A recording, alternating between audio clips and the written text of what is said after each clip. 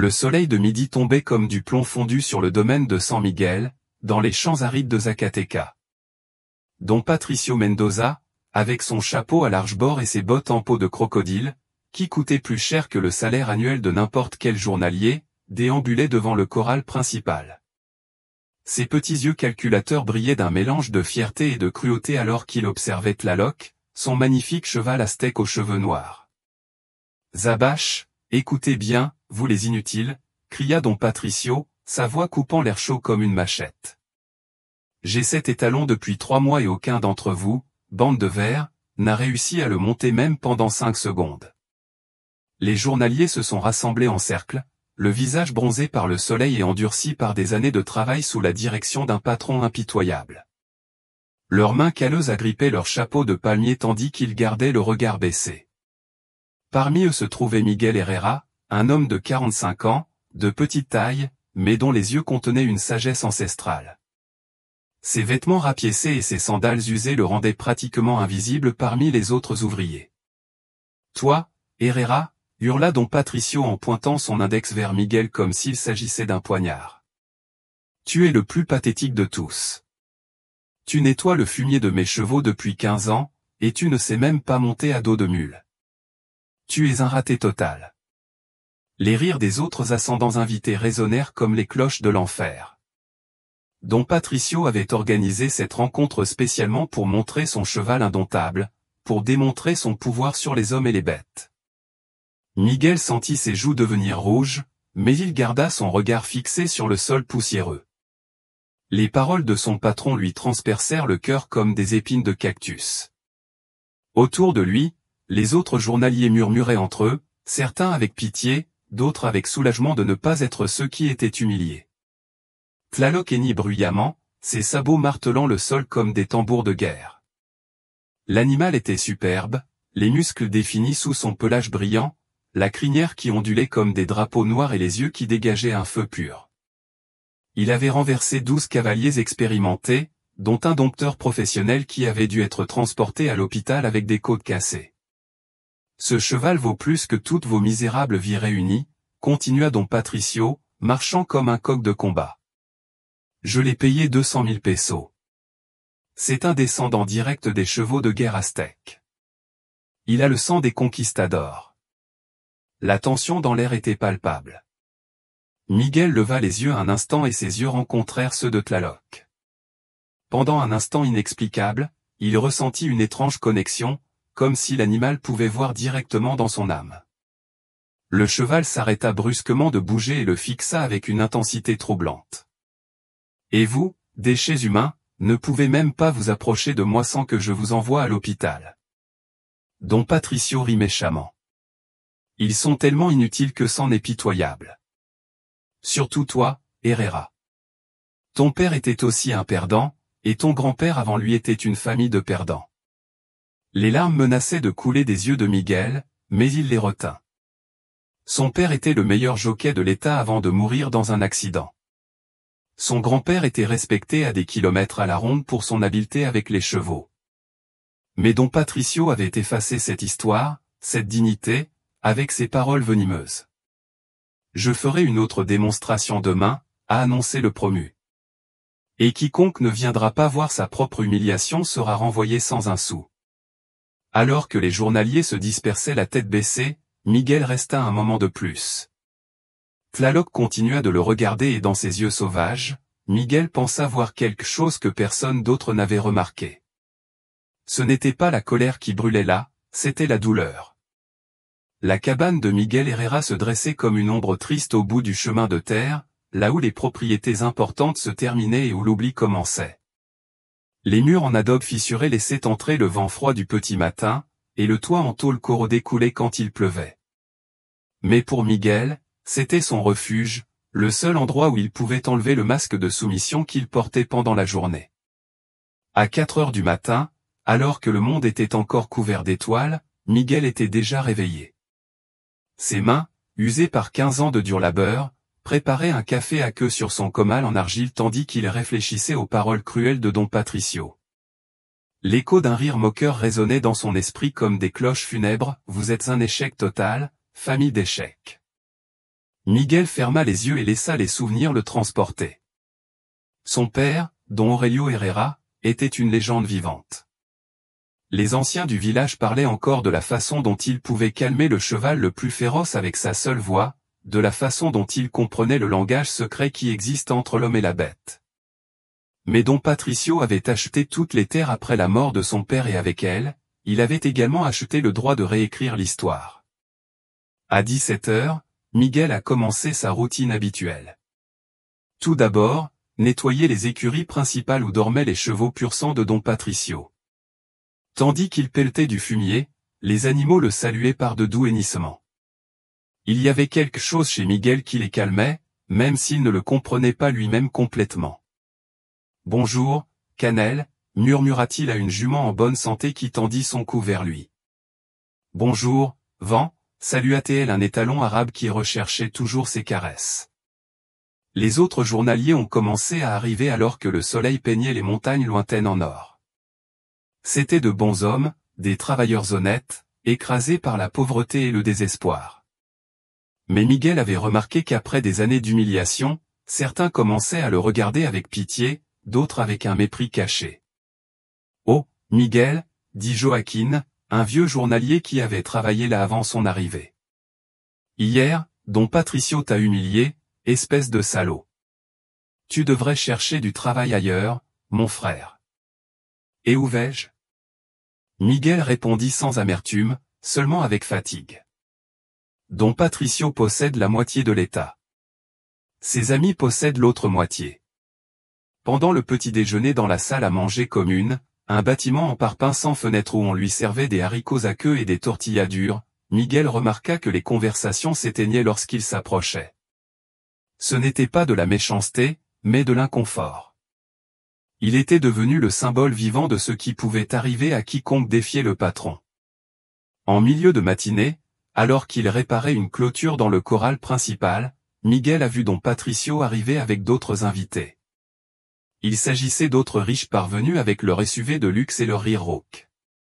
Ils sont venus assister à un autre spectacle de domination.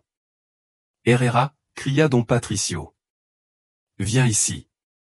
Je veux que mes amis rencontrent le journalier le plus inutile de tout le Mexique. » Miguel posa son marteau et marcha vers le groupe, la tête baissée.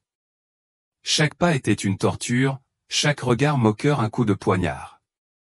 Mais alors qu'il s'approchait, quelque chose d'étrange se produisit. Tlaloc, qui se trouvait dans le corral voisin, a commencé à marcher vers la clôture la plus proche de Miguel. « Regarde ça », se moqua Don Patricio.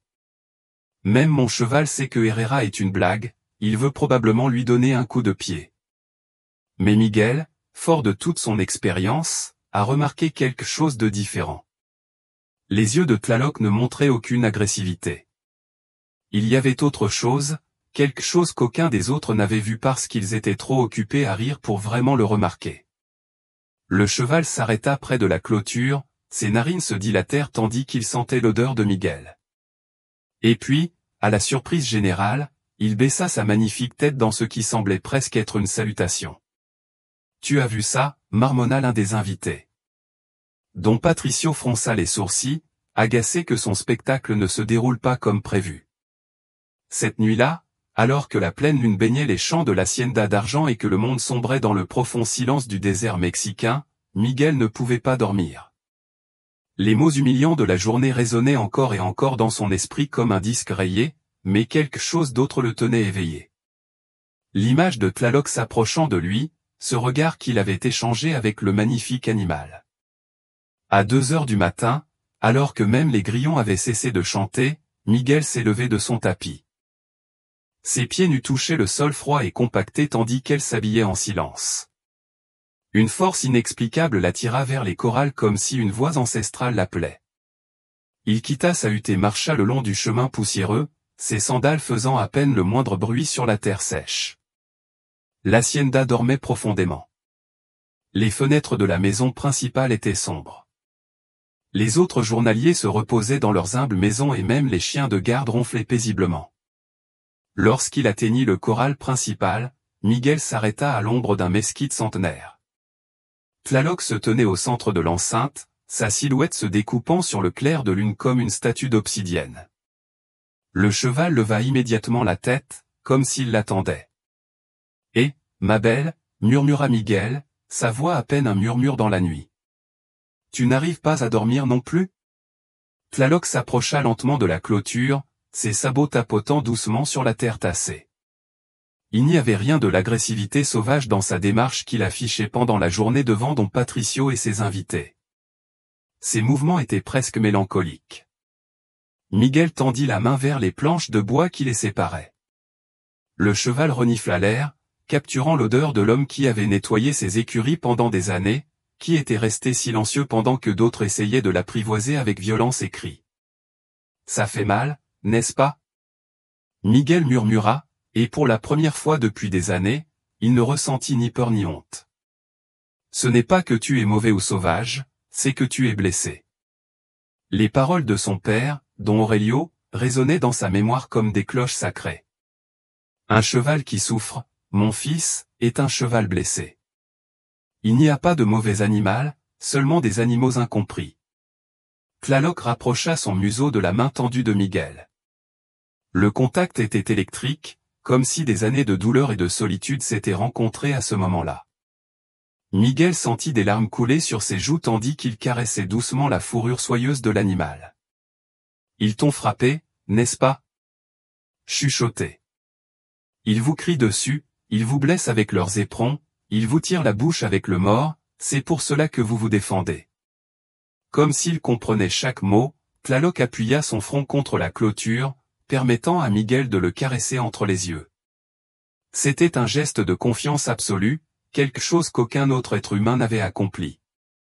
Miguel a commencé à fredonner une chanson que son grand-père lui avait apprise quand il était enfant, une mélodie zapotèque qui parlait de la fraternité entre l'homme et la nature.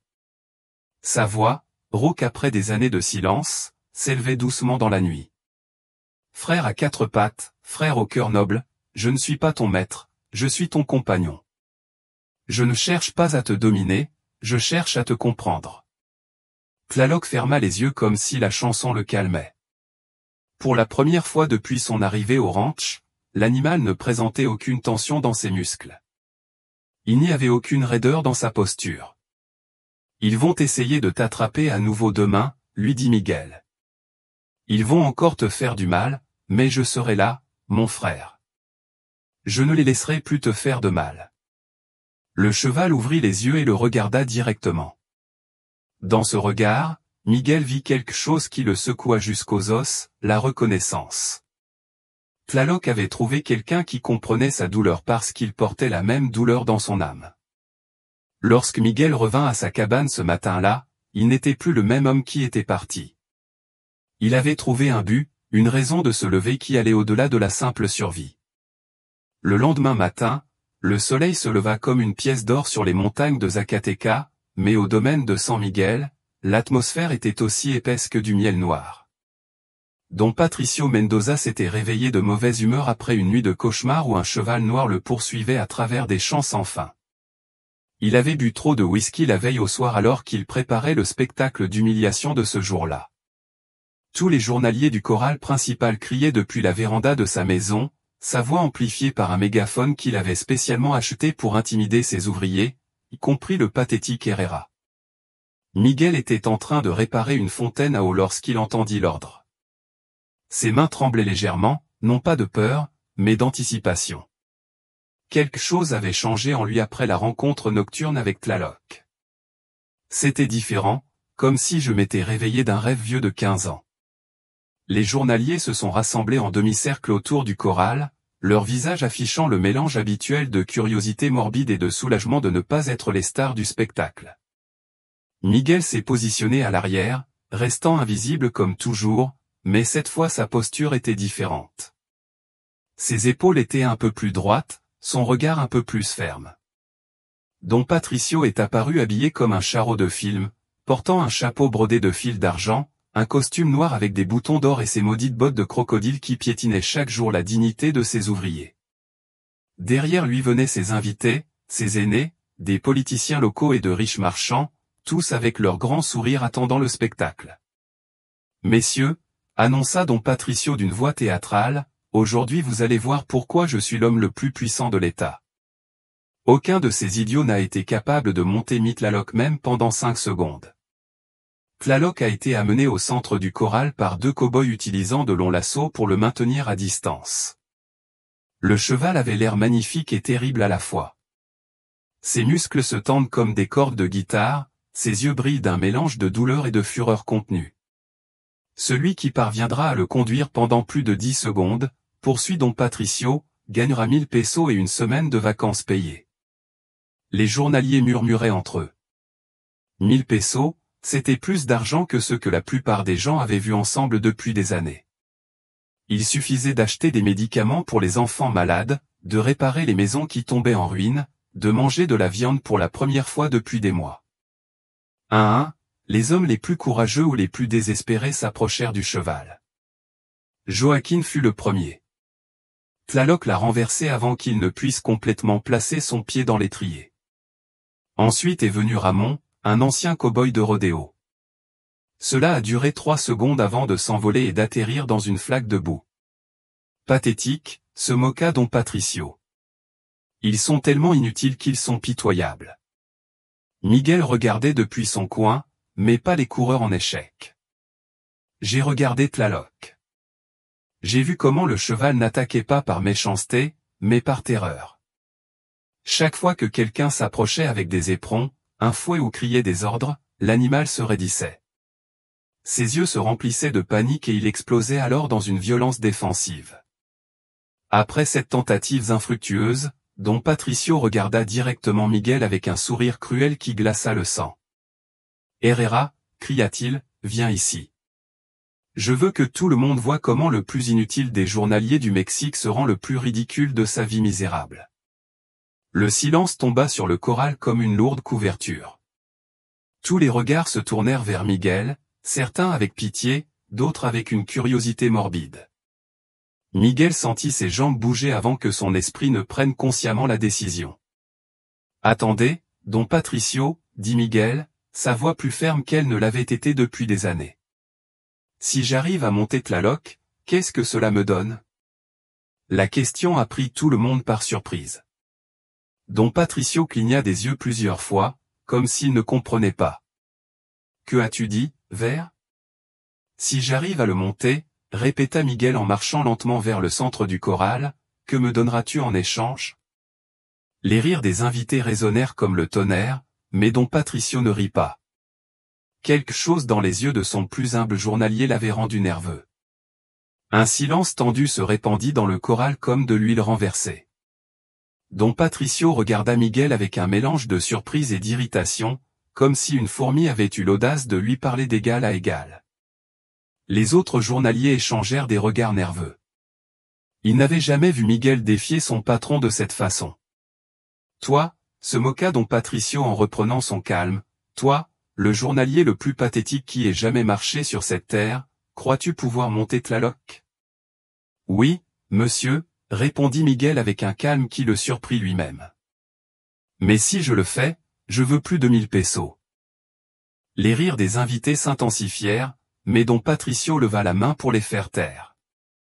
Il y avait quelque chose de différent chez Miguel, quelque chose que je n'avais pas vu en 15 ans à l'humilier quotidiennement. « Parle, Vert, que veux-tu » Miguel prit une profonde inspiration, sachant que les mots suivants changeraient sa vie pour toujours.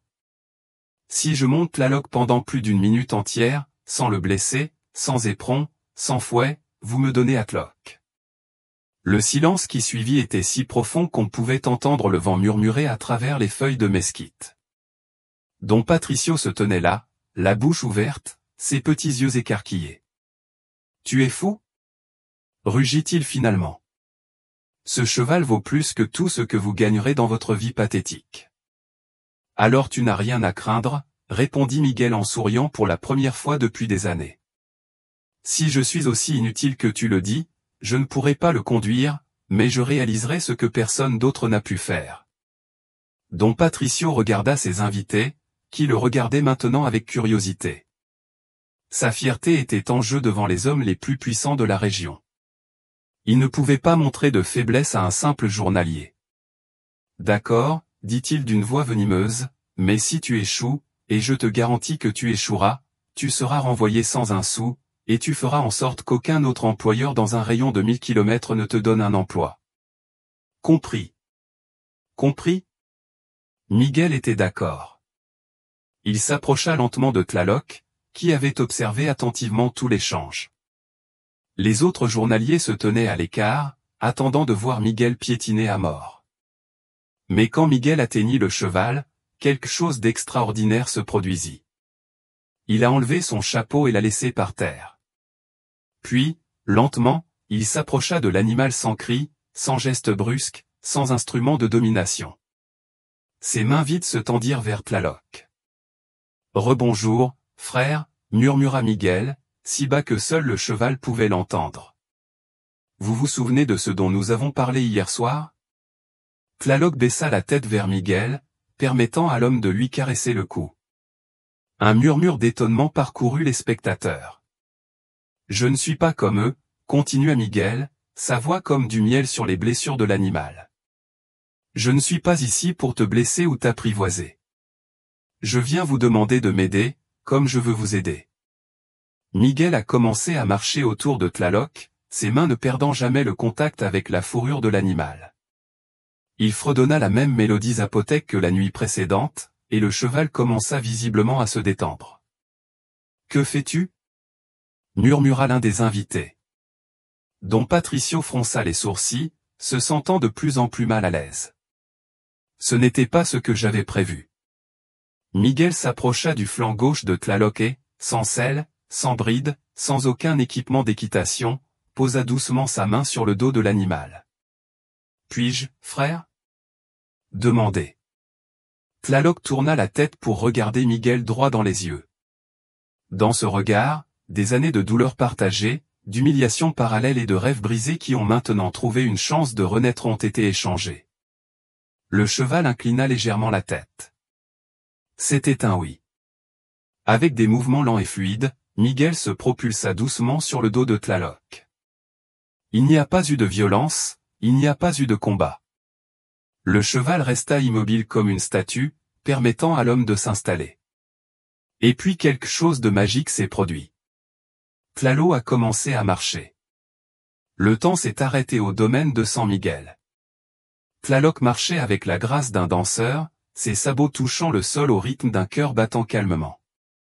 Miguel, monté sur son dos, sans selle ni bride, semblait faire partie du même animal, comme s'il s'agissait d'une seule créature née d'anciennes légendes. Les spectateurs étaient stupéfaits. Le visage de Don Patricio était rouge comme un piment habanero, ses poings serrés jusqu'à ce que ses articulations deviennent blanches. Ses invités murmuraient entre eux, incapables de croire ce qu'ils voyaient. 30 secondes à crier quelqu'un. Miguel ferma les yeux et se laissa emporter par le mouvement rythmique de Tlaloc. Dans son esprit, les paroles de son grand-père prenaient vie. Le cheval n'est pas ton esclave, mon fils, c'est ton partenaire de danse. Lorsque deux âmes blessées se rencontrent, elles peuvent guérir ensemble. Tlaloc augmenta progressivement sa vitesse, passant d'une marche tranquille à un trot élégant. Miguel se déplaçait avec lui comme une extension naturelle, ses mains caressant le cou de l'animal, sa voix chantant doucement le chant ancestral qui semblait hypnotiser la bête. 45 secondes, cria Joaquin, la voix brisée par l'émotion. Don Patricio ne pouvait plus rester immobile. Il faisait les 100 pas, marmonnant des jurons dans sa barbe. Ce n'était pas le spectacle que j'avais prévu. Miguel était censé être humilié, brisé, transformé en une leçon pour tous les autres journaliers sur ce qui se passait quand quelqu'un osait le défier. Mais ce que je voyais était impossible. Tlaloc, le cheval qui avait hospitalisé les entraîneurs professionnels, se comportait comme un étalon de spectacle, obéissant à chaque mouvement subtil de Miguel, comme s'ils s'entraînaient ensemble depuis des années. « 1 minute », cria quelqu'un d'autre. Le pari avait été gagné, mais Miguel ne s'arrêta pas. Tlaloc semblait avoir trouvé une liberté qu'il n'avait jamais connue. Il se mit à galoper, non pas avec la fureur sauvage dont il faisait preuve lorsque d'autres essayaient de le monter, mais avec une joie pure, comme s'il volait. Miguel se tenait sur le dos du cheval, les bras écartés comme les ailes d'un aigle. Ses vêtements rapiécés flottaient au vent, ses cheveux gris dansaient librement. Et pour la première fois depuis 15 ans, son visage affichait un sourire sincère. « Regardez !»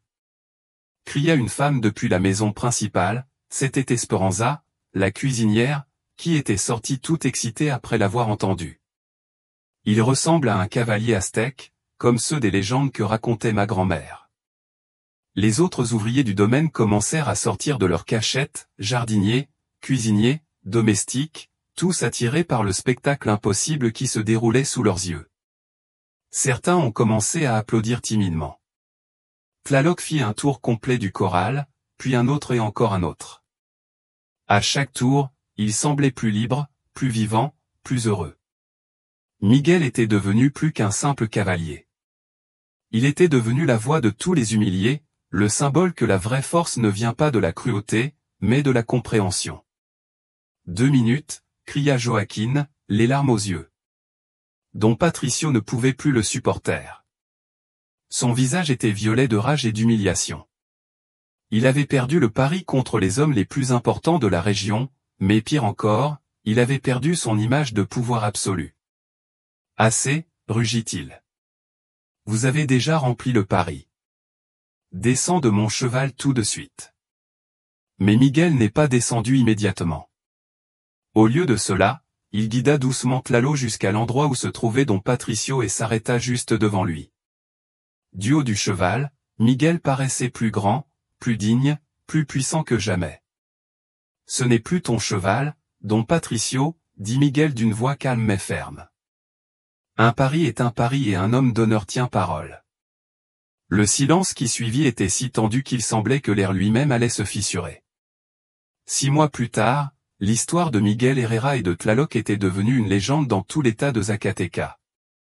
Les bars, les places, les marchés résonnaient avec les différentes versions du conte.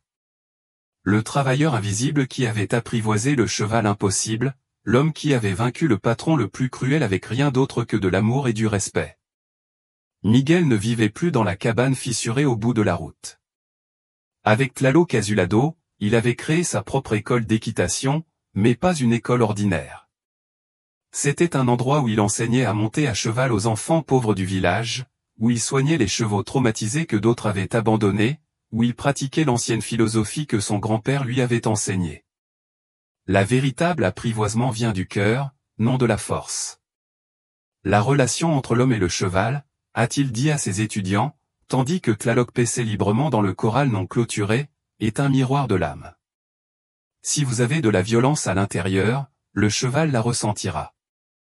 Si vous avez la paix, il la ressentira aussi. Sa renommée s'était répandue au-delà du Mexique. Des dompteurs venus des États-Unis, d'Argentine et d'Espagne sont venus apprendre ses méthodes, mais Miguel n'a jamais demandé plus que ce dont il avait besoin pour vivre décemment. L'argent n'était pas sa motivation, c'était la guérison. Don Patricio, par contre, n'avait pas pu se remettre de l'humiliation publique. Ses invités avaient répandu l'histoire partout et il était devenu la cible de moqueries dans les cercles favorisés. Il avait perdu plusieurs contrats importants et sa réputation d'homme invincible s'était effondrée comme un château de sable.